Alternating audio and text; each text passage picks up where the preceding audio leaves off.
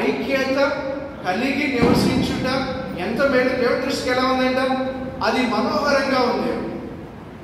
అక్కడ దేవుడు ఏమి ఉంచుతానంటున్నాడు? ఆశీర్వాదాలు ఉంచుతానంటున్నాడు.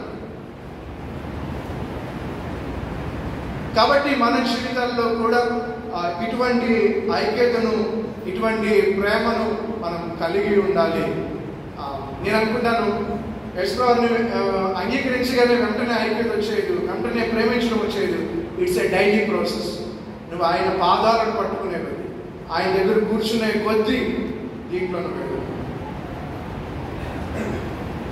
ఒకవేళ ఇక్కడ కూర్చున్న వారు ఎవరైనా సరే కొద్ది వారాల నుంచి మీరు బైబిల్ చదవట్లేదా, మీ ఆత్మీయమైన ఎదుగుదల ఆగిపోయిందని గ్రహించండి.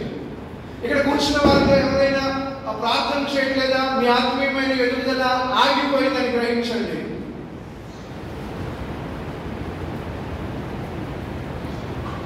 మనం దేవునిలో, ఈ ఐక్యతలో, ఈ ప్రేమలో ఎదగాలి అంటే దేవుని వాక్యాన్ని చదవలసిన వారమే, దేవుని పాదాల దగ్గర కూర్చుండవలసిన వారమే. దేవుని పాదాల దగ్గర, దేవుని వాక్యం దగ్గర ఎవరైతే కూర్చుంటారో వారి జీవితాల్లో నుంచి ఈ ఐక్యత వస్తుంది. వారి జీవితాల్లో నుంచి ఈ ప్రేమను కూడా వారు కనపరచగలుగుతారు. చివరికి చెప్పి నేను ముగిస్తానండి. అందరూ కలిసి యోహాను సువార్త 17వ అధ్యాయం దీన్ని జ్ఞాపకం చేసుకుని మనము ప్రార్థన చేసుకుందాం. 24వ వచనం రండి అందరూ కలిసి. 24వ వచనం. తండ్రి, నేను ఎక్కడ ఉందునో అక్కడను నువ్వు నాకు అనుగ్రహించిన వారును నాతో కూడా ఉండవాలి. ఏమంటే యేసుప్రభు చేసే ప్రార్థన ఏంటో తెలుసా? జాగ్రత్తగా చదువుదాము 17వ అధ్యాయము ఈ వచనాన్ని. 24వ వచనం.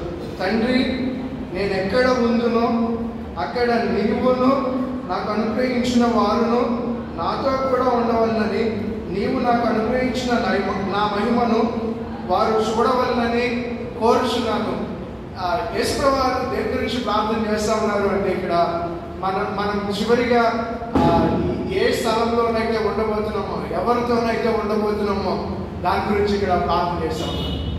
నాతో కూడా ఉండవాలి, నా మహిమను వారు చూడవాలి.